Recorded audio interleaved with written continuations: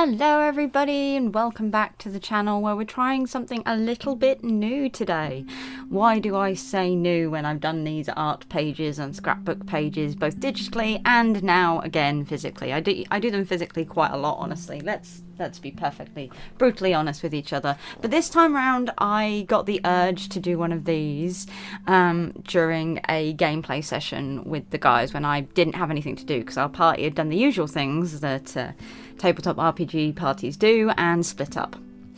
So I remembered that my patron James wanted me to do one of these scrapbook pages, and he also wanted me to do another one of the Galaxy of Star Wars Galaxy of Women. I think that's what it's called. Women of the Galaxy. I apologise. Wow, I've been saying that wrong for ages, haven't I? But yeah, he really liked those art card, or the art card one that I did of that character that I had no idea about.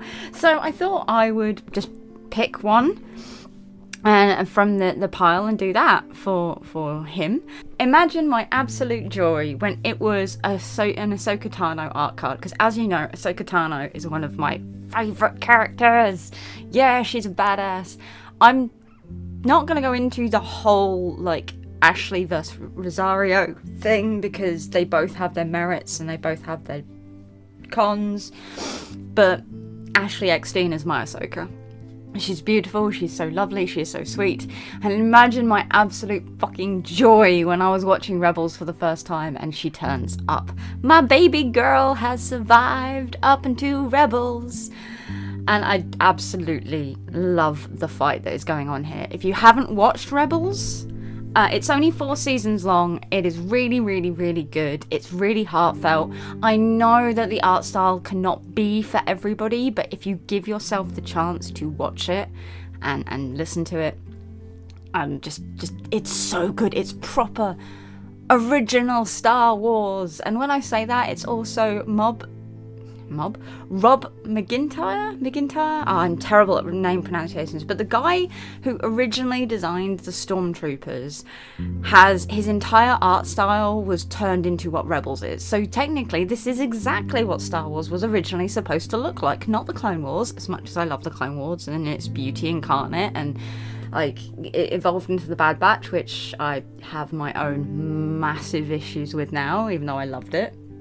Still love it, let's be honest, because Crosshair is up there as my second fave to Ahsoka, so I think actually they're joint first in a minute, but we're not going to dive into that because this is about Ahsoka being an absolute badass.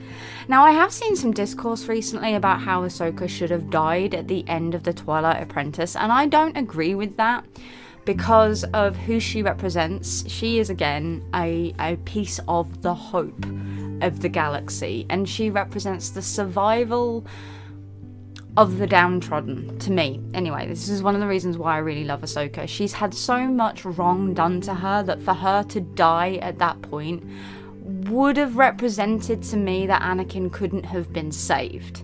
So yes, she can't save Anakin, but the very fact that she survived, and Obi-Wan survived his combat with Anakin, so if those two characters, Obi-Wan and Ahsoka, had not survived their fights with Vader, Luke couldn't have saved Vader, is the way I look at it, which is why I was so happy. I rewatched Rebels recently, and at the end of The Twilight Apprentice, Ahsoka is seen having survived her fight with Vader.